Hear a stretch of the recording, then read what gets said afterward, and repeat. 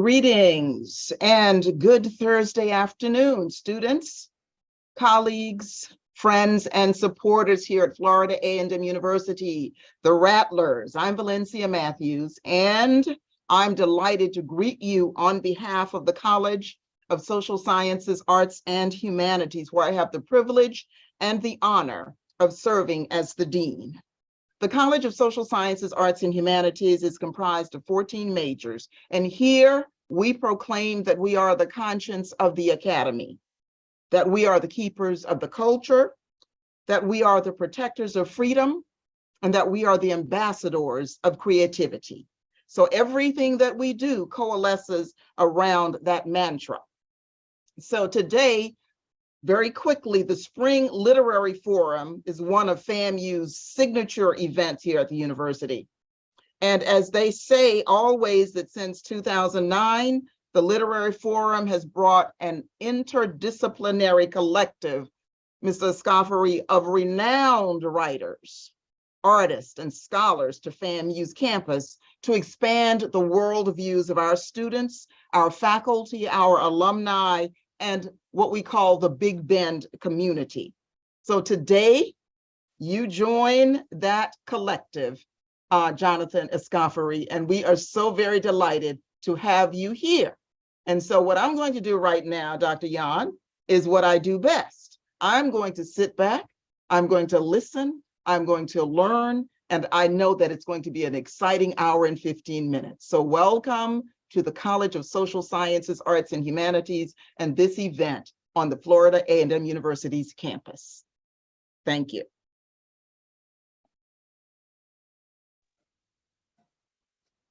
It's a little bit of a, one imagines a bit of a feeling as we are engaged in this, because we miss out on the feedback of actual rounds of applause. But I mean, I know everybody, Dean Matthews is giving you an round of applause in our hearts and in our minds and in our spirits. Good morning, FAMU. Good morning to the Department of English and Modern Languages. Good morning to the College of Social Sciences, Arts, and Humanities. Good morning to everybody in the Writing Center right now and all over campus and all over the community who is watching and paying attention. My name is Alexander Brickler. I'm an assistant professor in the Department of English and Modern Languages at FAMU. And I cannot say enough how excited I am about the prospect of this year's 15th annual Spring Literary Forum.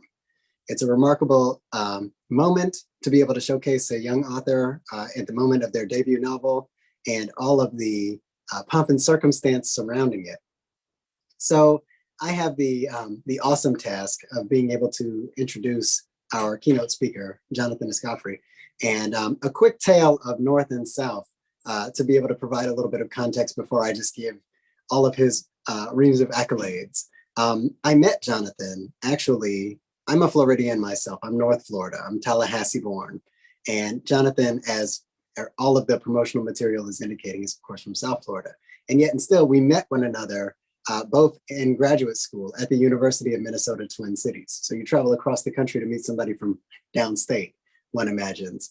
And so I met Jonathan in passing as part of the Black Graduate and Professional Student Association gatherings at the University of Minnesota around 2009, 2010. And as a result of that, for me, reading If I Survive You was a fascinating exercise in learning that even the cool kids from down south, down in Miami, can be struggling in the Midwest just as much as my North Florida country bumpkin self was doing. And I find that to be remarkably kind of compelling and a little bit exciting. But of course, to complete the experiences of Trelawney and Jonathan might be less than entirely fair. While the fictional character and protagonist of the novel, the collected stories of the novel, ends his journey on a somewhat ambiguous note, Escoffery's current experiences in the art world seem to be a veritable cavalcade of meteoric successes. All the more reason why we are so completely thrilled to have him with us here today at FAMU. If I Survive You is a debut collection of 8 linked stories focusing on the experiences of a Jamaican immigrant family living in Miami as they navigate place, liminality, family dynamics, and the American mythos. A sometimes funny, sometimes engaging, sometimes retching novel, Escoffery's writing is lively. His well-crafted stories and he's insightful and witty about Miami's multiracial, multicultural, and multilingual population. If I Survive You is a most promising debut, writes Colette Bancroft of the Tampa Bay Times. A national bestseller, If I Survive You is longlisted for the 2023 Penn Gene Stein Open Book Award, the Penn Faulkner Award, the Carnegie Medal for Excellence in Fiction, and the Aspen Woods Literary Prize. It's further longlisted for the 2022 National Book Award for Fiction and a finalist of the 2022 National Book Critics Circle John Leonard Prize, among many other honors. So this is a fire debut. Clearly, we are blessed to have such an august person in our midst this morning. Escoffery's fiction has been featured in the Paris Review, the Best American Magazine Writing, the Prairie Schooner, and other outlets. Raised in Miami, he earned a 2020 National Endowment of Arts Literature Fellowship and the Plimpton Prize for Fiction, among other awards. He is also a fellow at the University of Southern California's PhD Creative Writing and Literature program. Thank you so much, Jonathan, for spending some time with us this morning, and we cannot wait to hear from you. Jonathan Escoffery, thank you very much. Thank you for those introductions, Dr. Brickler, Dr. Matthews. I really appreciate it.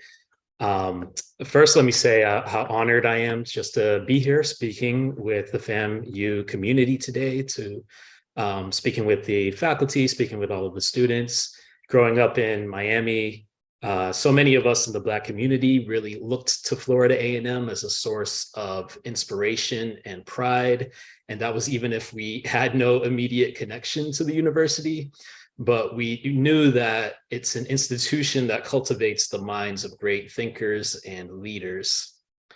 I'm here speaking to you today because I wrote a book about a family, a Jamaican family specifically, who decides to emigrate to the United States in the late 1970s to escape the explosion of violence that transformed their native Kingston.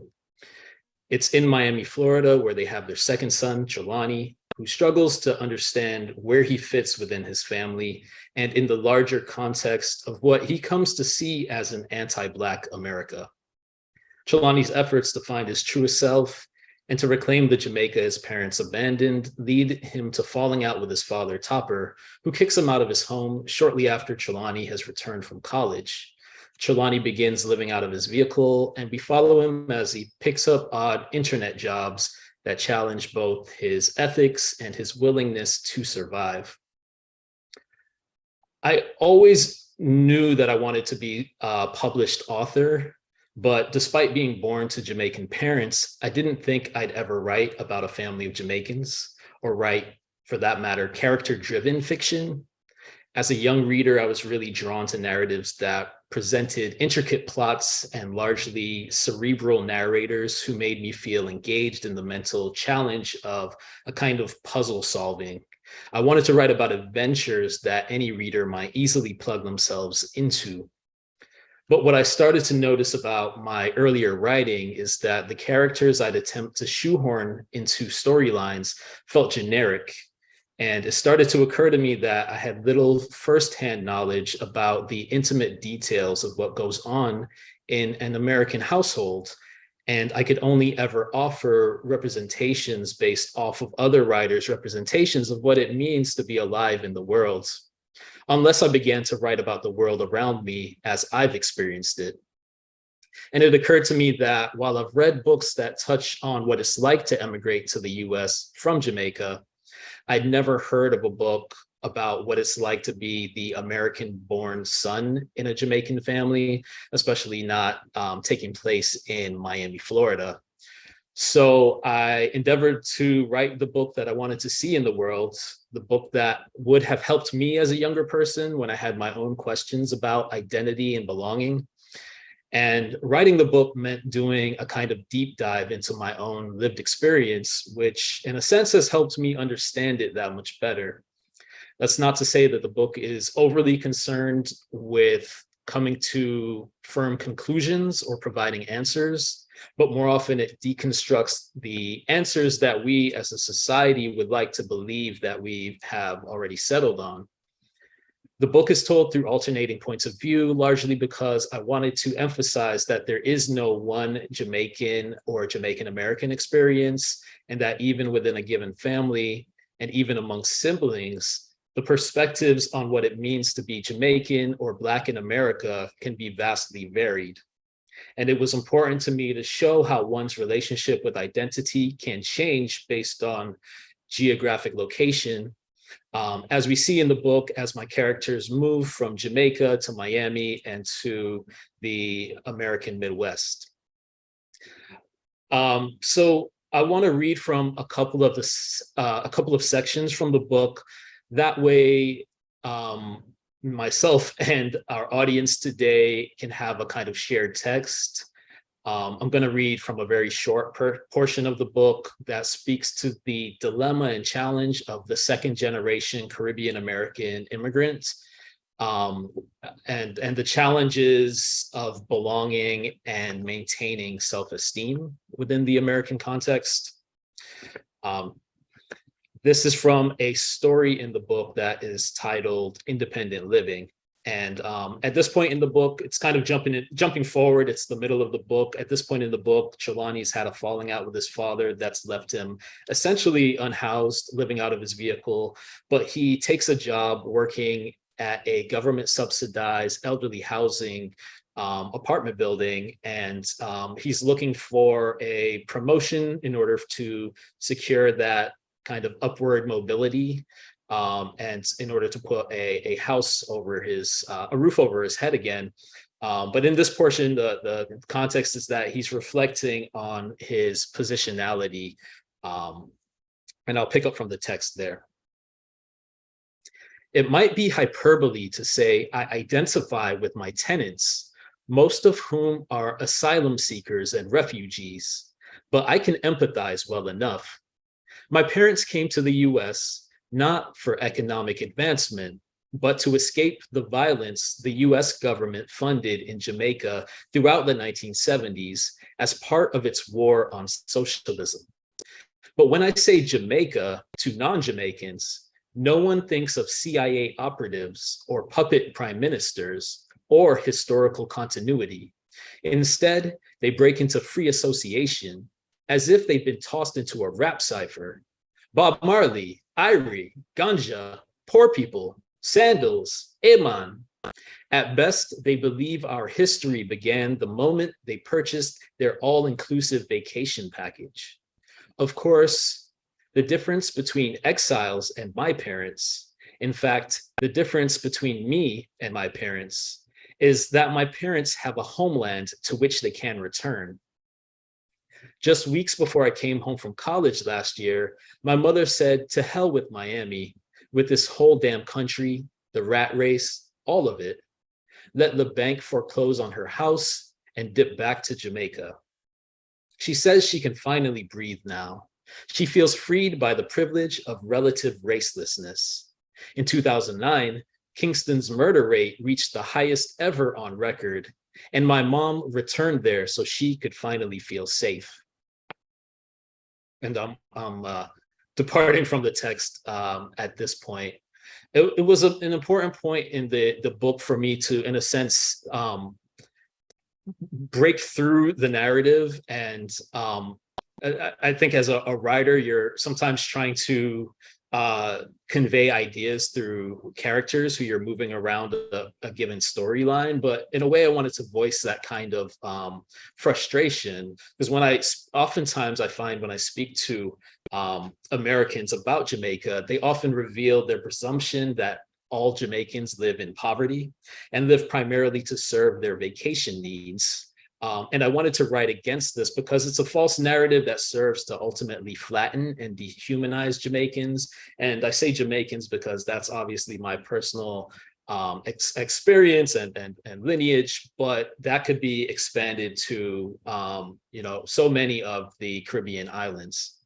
The family I've written about are middle class Jamaicans, and it was actually their migration to the United States that began their financial struggle. And it was important that I established in the book that it was the violence that was exacerbated by the American imperialism of the 1970s that and 60s that made the family come to the US in the first place, so that readers understand, most importantly, that violence and poverty are not the natural, essential conditions for Jamaicans. With that said, I want to return to the book so that, again, we get more of a taste of the issues and challenges of that second-born generation in the United States. And again, so we could have a kind of common text. So I'm going to read from the beginning of the book, which starts with a story titled Influx. And with this story, I think because I'm reading an excerpt, I'm just reading from the beginning, I think it's important to understand that this is a conversation that continues on. We're going to mostly see my main character, Trelawney, dealing with his parents' attitudes in his earlier parts of his life, but I think it's important to say that these conversations evolve over time as Trelawney gains more autonomy and as his parents learn a little bit more about what it means to live in the United States over the course of decades, and just not their attitudes upon arrival in the country. So picking up from the story Influx, it begins with, "What are you?" hollered from the perimeter of your front yard when you're 9, younger probably. You'll be asked again throughout junior high and high school, then out in the world, in strip clubs, in food courts, over the phone and at various menial jobs. The askers are expectant. They demand immediate gratification. Their question lifts you slightly off your pre-adolescent toes, tilting you, not just because you don't understand it, but because even if you did understand this question, you wouldn't yet have an answer. Perhaps it starts with, "What language is your mother speaking?" This might be the genesis, not because it comes first, but because, at least on this occasion, you have some context for the question when it arrives. You immediately resent this question. "Why does your mother talk so funny?" your neighbor insists. Your mother calls to you from the front porch, has called from this perch overlooking the sloping yard since you were allowed to join the neighborhood kids in play. Always, this signals that playtime is over. Only now, shame has latched itself to the ritual. Perhaps you'd hoped no one would ever notice. Perhaps you'd never noticed it yourself. Perhaps you ask in shallow protest, "What do you mean, what language?" Maybe you only think it. Ultimately, you mutter, "English. She's speaking English," before going inside, head tucked in embarrassment. In this moment, for the first time, you are ashamed of your mother, and you are ashamed of yourself for not defending her. More than to be cowardly and disloyal, though, it's shameful to be foreign.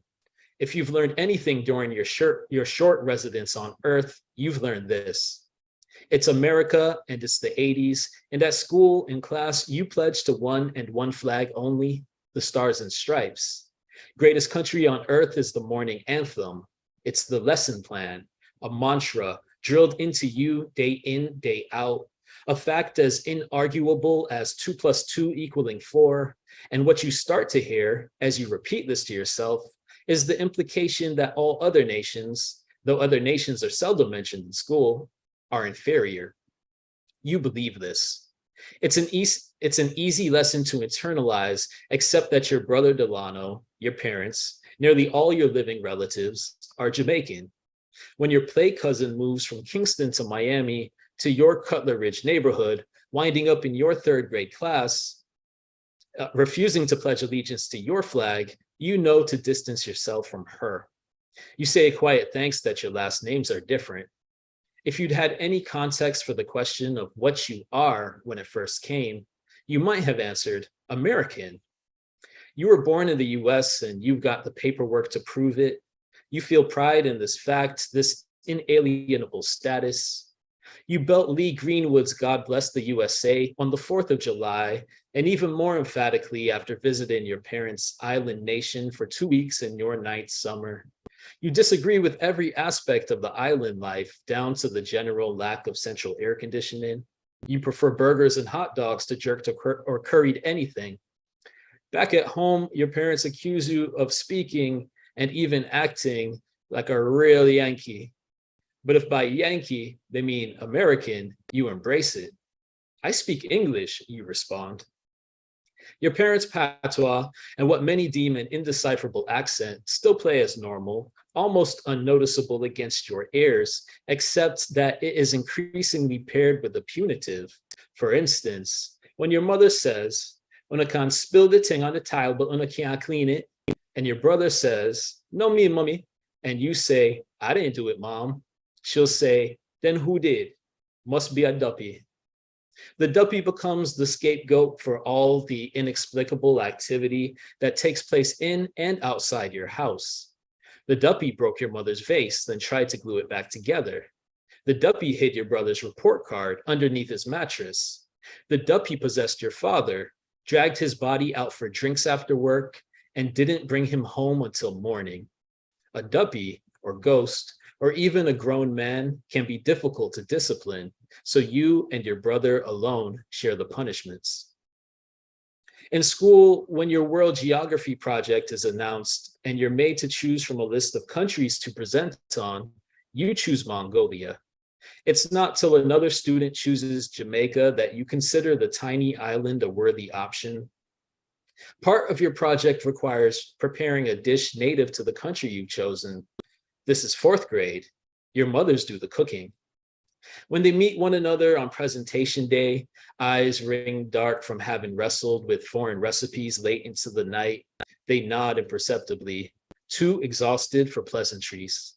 As your classmate begins her presentation on Jamaica, your mother sucks her teeth, a sound akin to industrial strength Velcro ripping apart, drawing glances from several of the other parents. "Me could have brought in leftovers," she whispers, leaning in. "If only you chose home." On career day, your father stands in front of your class and identifies himself as a general contractor.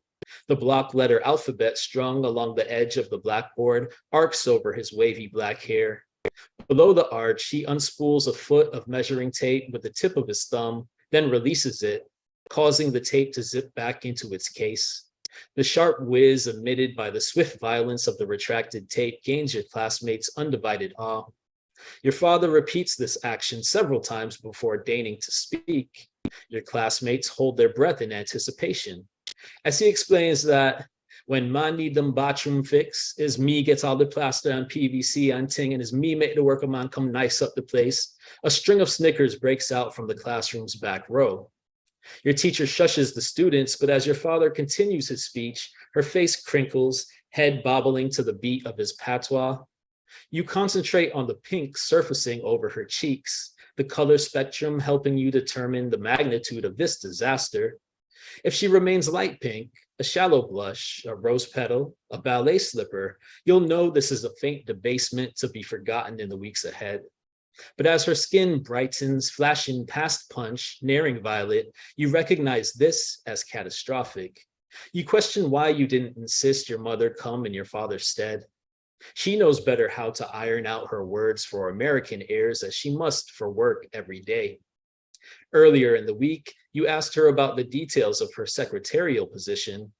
From the edge of your bed, your mother explained that she works in the office of a company that ships jet engines internationally. The hem of her nightie shimmied as she skipped across the room to pull down the globe from atop your bookcase. "You see here, and this here?" She kneeled at your bedside, pointing to Germany, then Brazil, then to the chain of Hawaiian islands, singing, "We go all around the world," dancing her slender index and middle fingers across oceans and lush green continents before lifting them to tap your nose. "We," you asked her. You don't get to go to these places, do you?" Your mother blinked twice, then walked the globe back to its shelf. "Someday," she said. "Someday, maybe when you're all grown up." She added, Better you ask your father to visit school. Him, they'll find exciting. And I think I'll end the reading on that note.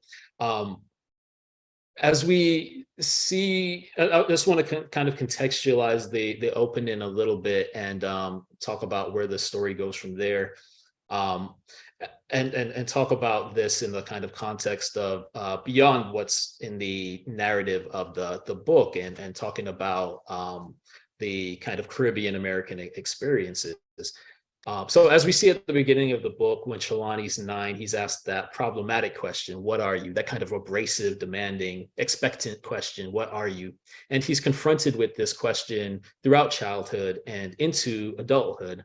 And he doesn't appear to be able to answer this to anyone's satisfaction. And we see that as the question continues as a kind of constant refrain throughout especially that opening story, but without the book, throughout the book at large. And even as he attempts to lean into different aspects of his identity, if he says he's Black, people ask, well, how come he looks Latino or mixed? If he says he is mixed, people ask which of his parents is white, though the answer is neither. If he says he's Jamaican, they ask where his Jamaican accent is. Why is it missing? Why does he sound American? Part of his difficulty is that his parents haven't prepared him for these questions, because in their home country, these questions wouldn't have been asked and aren't asked. The irony of his parents coming from a majority, and I should also mention, as the story continues, just after the point I left off, there's a point where Trelawney is returning to his mother and asking her, kind of internalizing this question, what am I? And he asks, am I Black? And his mother's initial answer is, you are a little of this and you're a little of that. And the irony of his parents coming from a majority Black country is that they rarely had to think of themselves as Black, and don't really know what that means in an American context, at least not at first.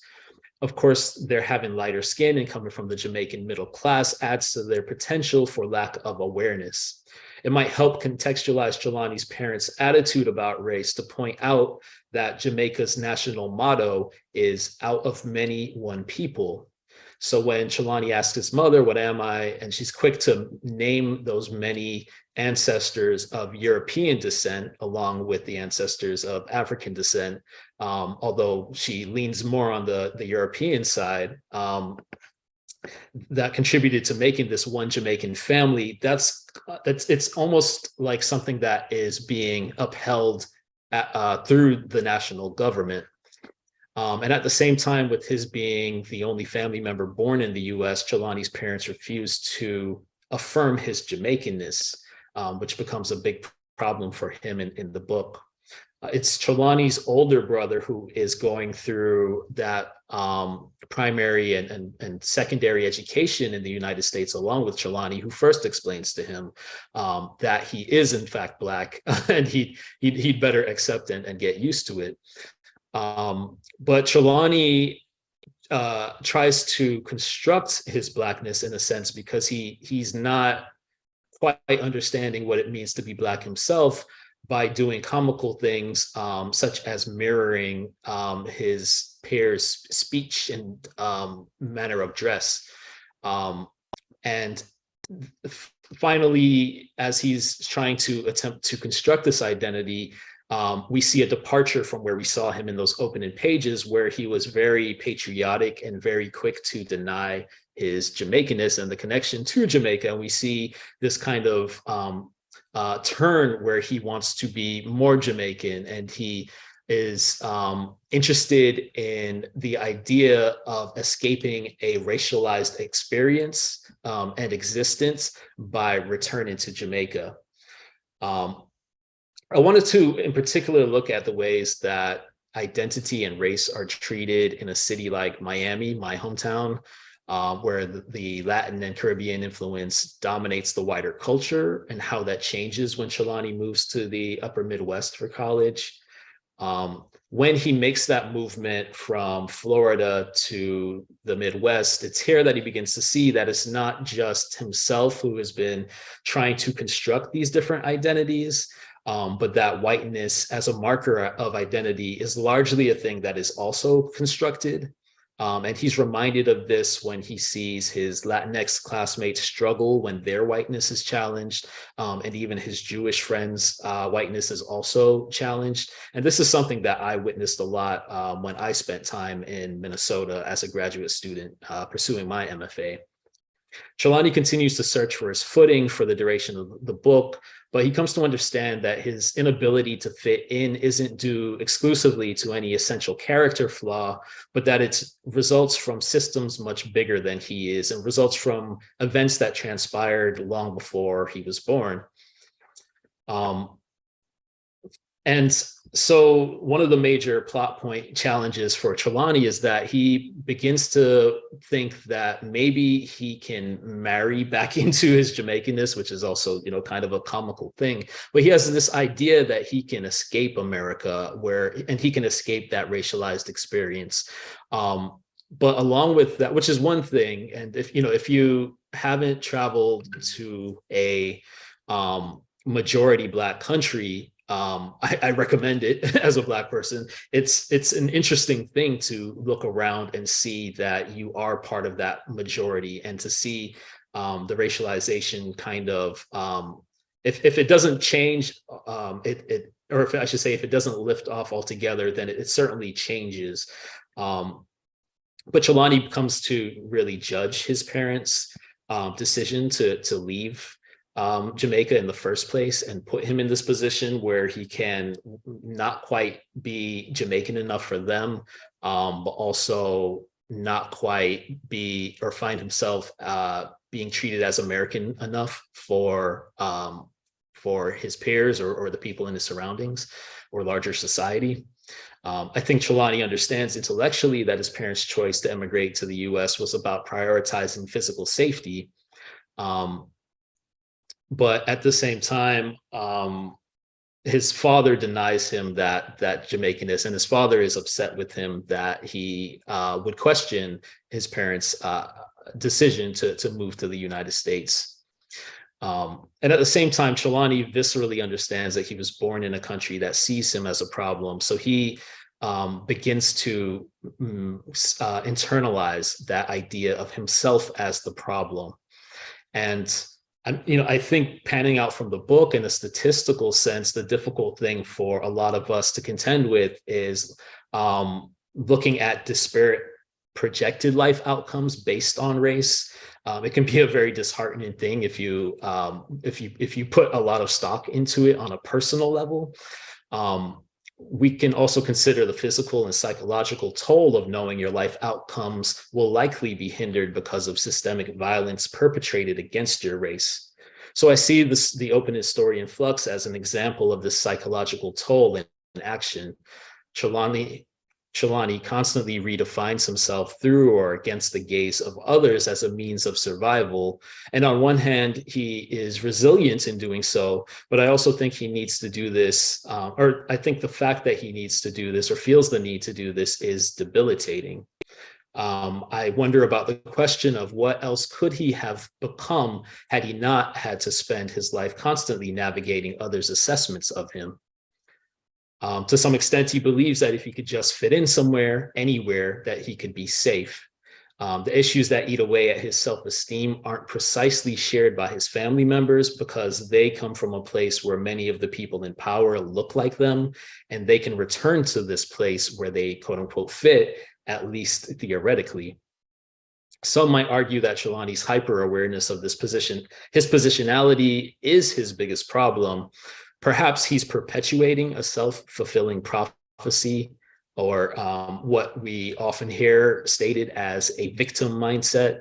And I'm really interested in that conversation, particularly in the context of Black immigrants and their American-born children. I'm interested in how many generations can use a kind of willful ignorance about America's structural problems and the toll it takes on them directly to their advantage before it all starts to catch up to them through their children and their grandchildren. And I think some further context of the book as it's taking place, and also my experience of some of these questions, is that I grew up in the pre-internet age, essentially, in the 1980s and the 1990s. And I wanted to capture the attitudes of those decades. I remember so many racism is over, quote unquote, conversations, and the United States stance on race is that we don't see race. And there were so many of those conversations happening in and out of school and on television, just as one example. These were problematic conversations, to be clear, or at least the conclusions were problematic. But I think it makes sense that a character like Trelawney, who is confused about so many of these questions, comes out of a decade in which the national conversation about race is that we don't see it. And so no wonder this kid has been set up to be confused about his identity. I think it's important that our literature captures the evolution of these kinds of conversations so that we remember what's come before and what clearly has not worked and what's led us to our present moment. So as a Jamaican American, or as somebody to put it in specifics, as someone who was born in the United States to Jamaican parents who emigrated, and this is speaking of myself, I am interested in the question of the value of carrying forward that, to be specific, Jamaican or Jamaican American identity. And we can pan that out to Caribbean American identity. What's the value of that? And is that a worthy project? I was struck by the fact that as a historical benchmark, when Vice President Kamala Harris was elected, the headlines listed every aspect of her identity being a monumental moment in history, as the first Black woman VP, the first South Asian VP, and so on and so forth. So many firsts. But if you have any kind of investment in a Caribbean identity, or in particular a Jamaican identity, Jamaican American identity, you might have noticed that the one marker of identity that was not in the headlines was that she would have been the first, or she would have been the Jamaican American, as someone whose father was Jamaican, or who that did not make the headlines. And so the question I have is, what again is that value of wearing that keeping that Jamaicanness? In a political sense, I can imagine any number of reasons why that isn't something that is highlighted. And yet it depends, to me, if we're talking about Jamaica as a nationality, or are we talking about Jamaicanness as ethnicity, as something that would carry forward with you beyond possibly that first emigrating generation. The reason I have these questions is because I think about the different ways in which Afro-Caribbean Americans, Black Americans, African Americans can think about the ways in which, particularly in our early development, we gain self-esteem. And so often when we're thinking about, I can think of an example of, we've just come out of Black History Month, and we would normally think about the various African-American historical figures who have contributed to the building of this country. And if you are, again, grappling with those questions of thinking of myself in this context of as a Black American, as somebody who was born in this country, who walks around as a Black man in this country, who has had this American experience, but who's also coming out of a Jamaican household, who was told the history of Jamaica growing up, who shares, in a sense, those stories of my parents, where do I find the self-esteem as that son of Jamaicans? And for me as a younger person, I know that I like to look to, I'm a fan of hip hop. And so looking to the early pioneers of hip hop, rap music, like thinking of Cool Herc, and then moving into the 90s, thinking of Busta Rhymes and then Notorious B.I.G., grappling for these figures who might help to establish the fact that we, us sons of the Caribbean and us sons and children and daughters and so on of the Caribbean, have these people to look back towards who have made these major contributions. For me, it was easy to think about the way musical influences played a part. But when, I could sit here and list a number of celebrities in a sense. And again, in a way, it becomes very comical to me, the way I might say, well, this person and this person and that person is of Jamaican or Caribbean heritage. What I'm really interested in, though, is like, how do we, and again, if we think this is a worthy project to carry forward that kind of Caribbean identity or Caribbean American identity, thinking about how to do that in an unproblematic way, a way that does not have to draw solid boundaries around ourselves, because that can be, to me, that's the worst possible outcome of exploring our Caribbean identities. And so I like to look to a Marcus Garvey, for example, the great Pan-Africanist and his movement throughout the Americas, and the part he played in lifting the North American Black self-esteem in the early parts of the 20th century. I like to remember that one of Malcolm X's parents was from the Caribbean. Thinking about figures who played a major part in the upliftment of Black America have been Caribbean. And again, I don't say that or mention that to draw a divide, but I think it's important that we remember that our destinies have always been tied up with one another, and finding ways that we can remember that without drawing boundaries between ourselves, I think is very, very important.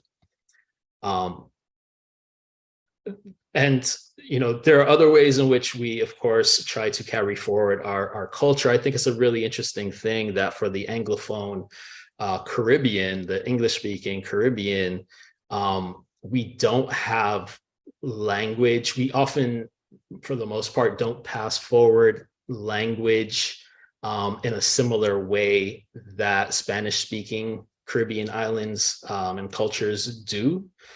And but we do have that attachment with the food and the music, and thinking about ways that we can continue those traditions, I think could be of value. But again, I think as a fiction writer, I'm always a little bit more interested in the questions rather than the answers. And so I think we're at about the time where we should be opening up for questions, if there are any, whether they're about the book or just these ideas about how identity is formed, I think, in a general sense. And we can take it from there.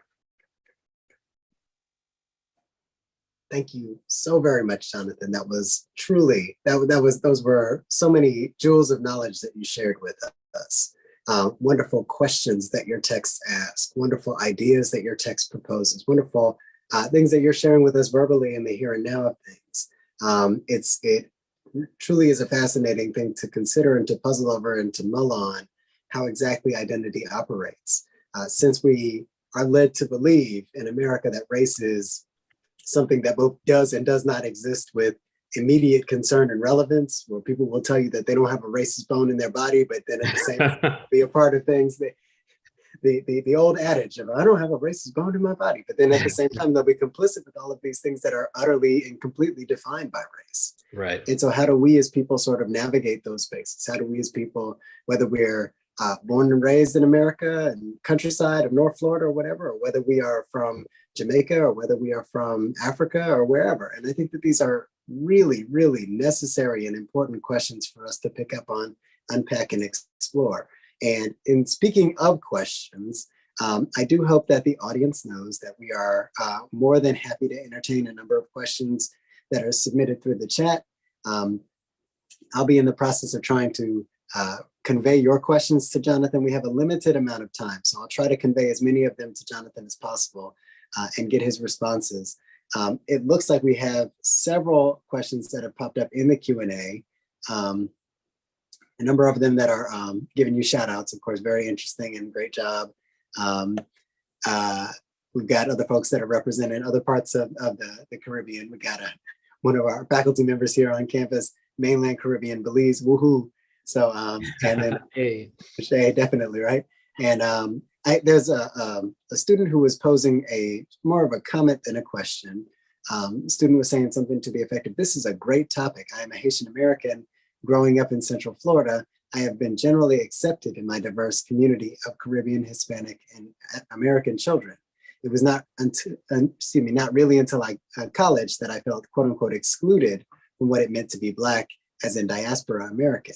And again, I mean, I think that your novel really deals specifically with Anglophone experiences. Mm-hmm. And that question of language really is one that we can't really ignore in terms of how that defines how you experience America.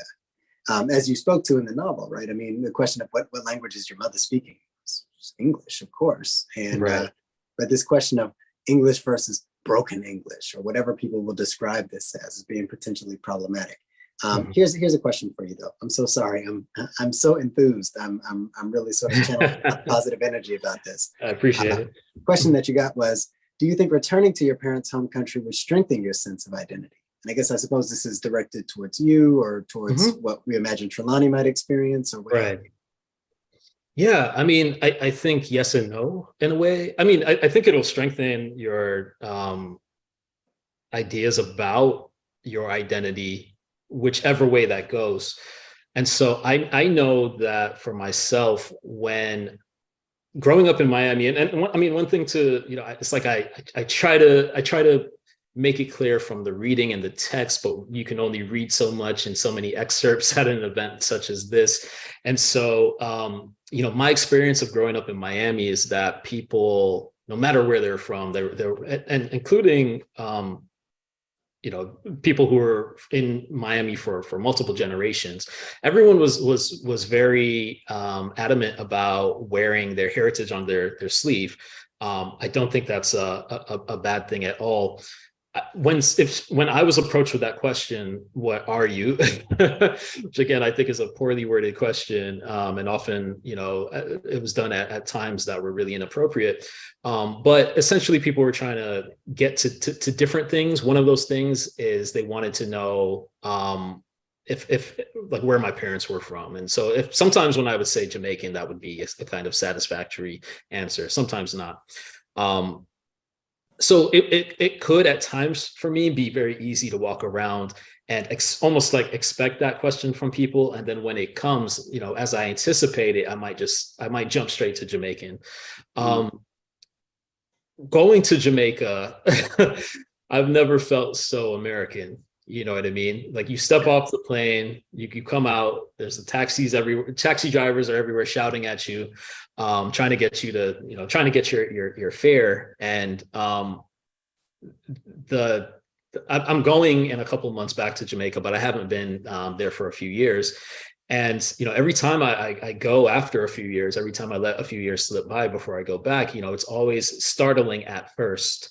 And I have to, every time I speak, the accent that I speak with, everyone's like, oh yeah, they see me and they're like, I would have assumed you might have been Jamaican, but I hear you. Oh yeah, you're American or you're a Yankee or however they phrase it.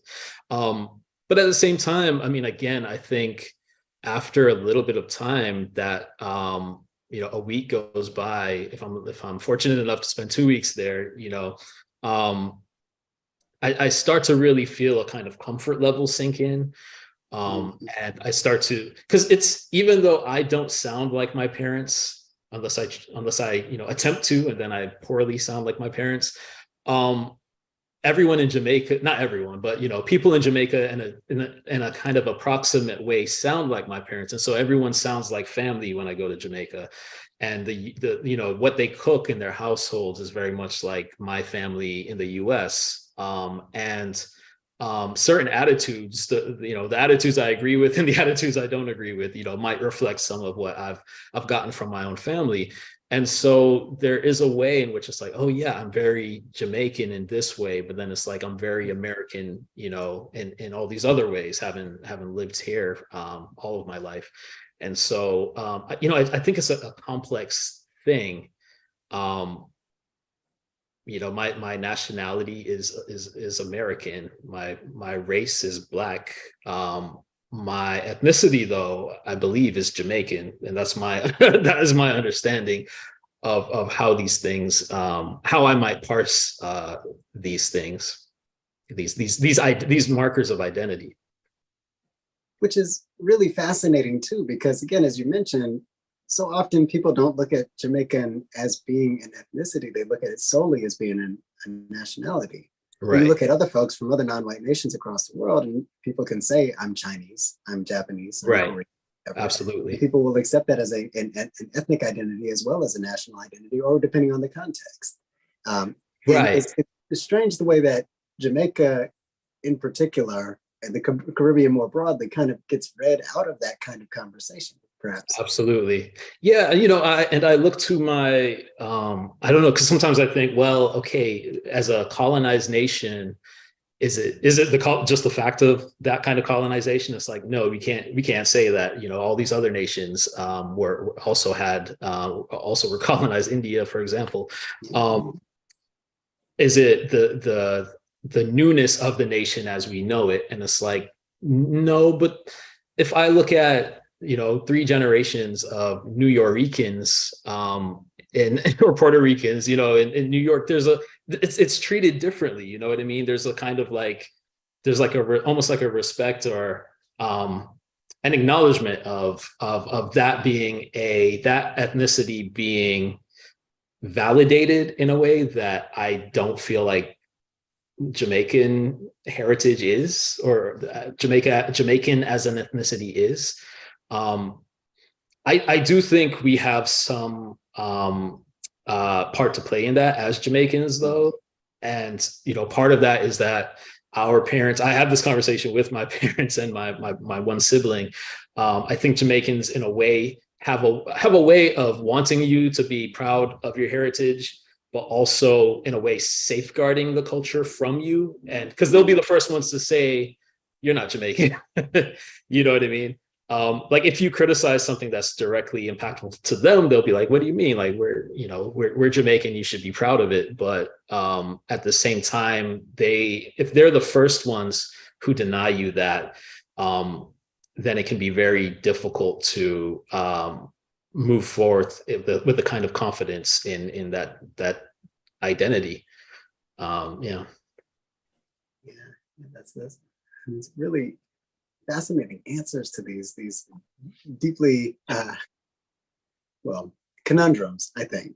right. So as we look through some of the other points in the Q&A, we've got a number of things that are saying, we've got one that says, sounds like an amazing book, I can't wait to read. My granddad is from Barbados, and I have heard him explain to me his own struggles with identity and accepting American culture while staying true to his own background and the way, again, gatekeeping of it and who has access to these identities and whatnot, and so on and so forth. Also, I can kind of speak to this a little bit in a roundabout sort of way myself. My wife's grandfather is directly from the Bahamas. I joke with my wife all the time. I say, "Oh, so when is the Bahamas Independence Day?" She's like, "I don't know when that is." And it's like a thing that gets lost over time. And right. Now my son has Bahamian in him, generations removed. But what do I know about that?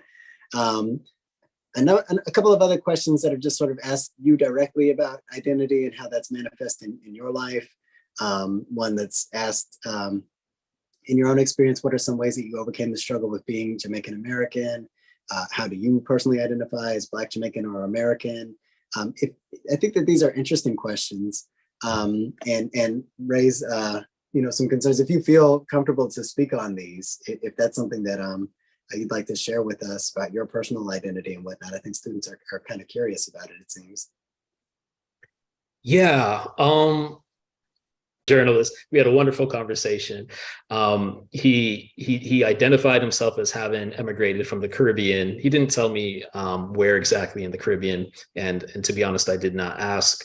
But what he did say was that I left my home country as a man, and America taught me that I was a Black man. Mm. And I think that is, again, speaking to that thing where I think it can be contentious between people who have, I mean, especially the first generation who have emigrated to the US, especially coming from a Black nation. And I've heard African authors, Nigerian authors write about this. Chimamanda Adichie Ngozi has talked about this, like a Nigerian coming here and learning they're Black in America. You know what I mean? And I think from our historical, when I say our this time, I'm talking about like as a Black American, it's when we see Black people of African descent, or people who are, literally immigrating from the continent, saying that they have a difficult time coming into their Blackness or accepting their Blackness, or however they phrase it, whether they phrase it in the most nuanced way or the most unnuanced way, there's a visceral reaction. It's like, well, what do you mean you're not Black? It's offensive. It's, America has a history of people coming to this country and trying to get a leg up off of the backs of Black Americans. But I think, if we could, my hope, and part of this project of the book, though, is writing. So there's a point that I mentioned in the book where Trelawney's mom says, you're a little of this and you're a little of that. And the implication is she's saying, I'm a little of this and I'm a little of that, her speaking of herself. And then he has a conversation with her 20 years later. And she says, you know what? America is too hard for a Black woman, this Black woman, and I am going back to Jamaica. I'm moving back. It's too hard. It's too complicated.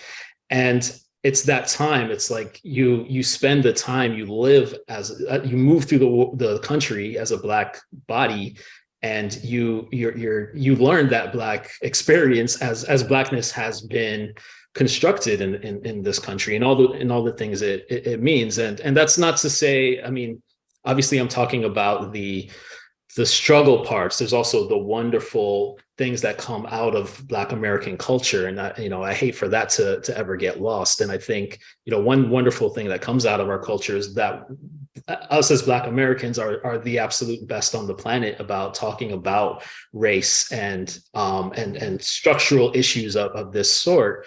And also in the same way that I mentioned Marcus Garvey as this Jamaican who, Marcus Garvey was able to come to the United States to have his project of Pan-Africanism because of the struggles and successes of Black Americans before him. And then he was able to contribute in his way. And I think Black America has done this wonderful job globally of lifting the self-esteem of the entire diaspora in the ways that we do through media and American culture. So getting back to that conversation, that learning to be Black in America, I think sometimes there's this conflation of Blackness as the race and African American ethnicity as it's in itself has been an idea. It's like when the words African American first came to the forefront, it was to solidify this particular experience. And for me, it gets complicated because I've been reading Jamaican scholars who are actually trying to do the work of helping us see one another as part of one diaspora. It's not, if you go to Jamaica, the attitude is not that Jamaicans and African Americans are the same, but the scholarship is trying to point out, like, our ancestors came off, like, at times literally the same ship. You know, they dropped some in Jamaica on their way over to the continent. And so, you know, in that regards, it's like, again, if I take a DNA, I've done this stupid stuff. it will say most recent ancestry is Jamaican, but and then some people think that's junk science anyway. So I don't want to get too deep into that. My lived experience has mostly been as a Black American and racially identify as Black, and I'm American, so I am Black American. That's typically how but I also identify as Jamaican American. So to me, it only makes sense if there's both. And I'm comfortable saying one or the other, but I can't deny one or the other. Sure. Hope that wasn't too rambling. No, that was fantastic.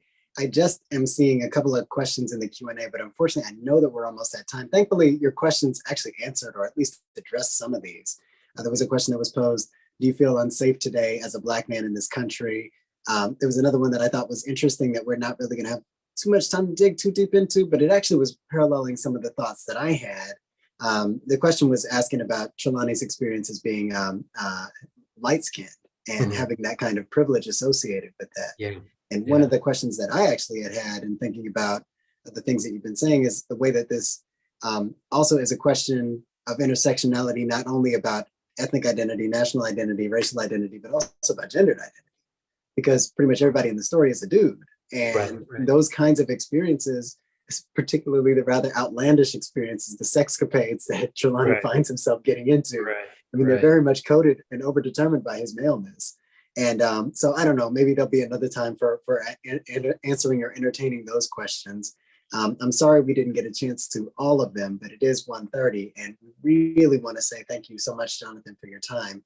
On behalf of everybody, myself, all of the committee members in the Lit Forum committee, everybody in the Department of English and Modern Languages, everybody in the College of Social Sciences, Arts and Humanities, everybody who helped to make this possible at all, we genuinely want to say thank you for spending some time with us this afternoon/morning for you.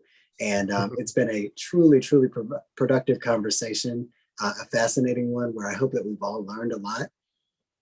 And I think everybody's going to join in and giving a little digital round of applause for you as it relates to this.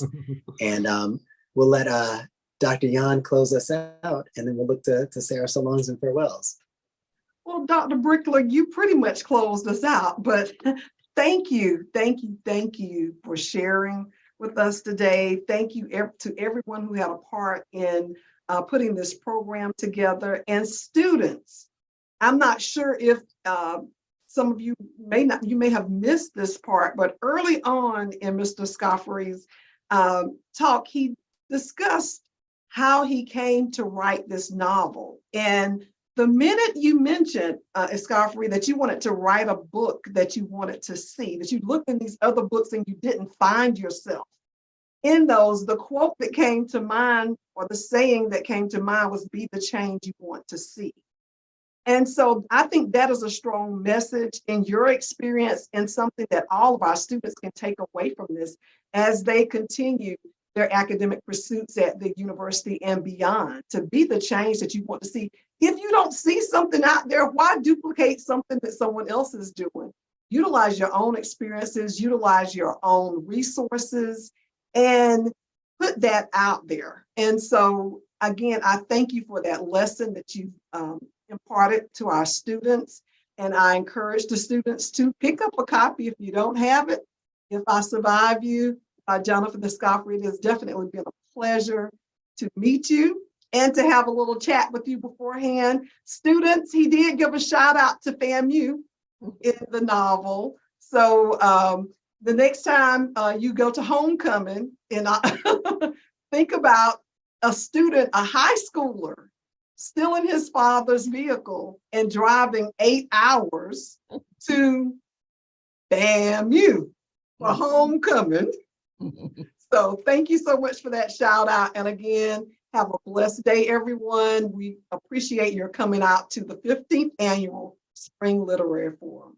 Thank you. Thank you all. Thank you. You all have a great one.